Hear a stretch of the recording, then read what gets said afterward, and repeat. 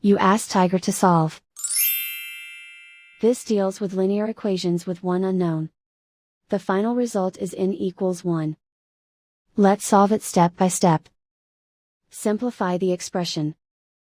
Group like terms.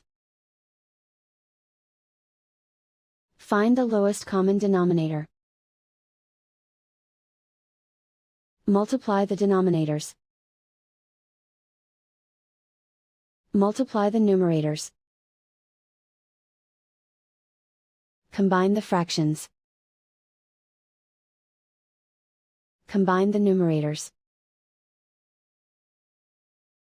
Find the greatest common factor of the numerator and denominator. Factor out and cancel the greatest common factor. Group all constants on the right side of the equation. Subtract 5/3 from both sides.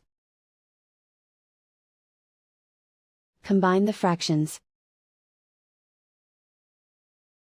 Combine the numerators. Reduce the zero numerator. Simplify the arithmetic. Combine the fractions. Combine the numerators. Simplify the fraction. Convert the n into a positive number. Multiply both sides by -1. Remove the ones. Simplify the arithmetic.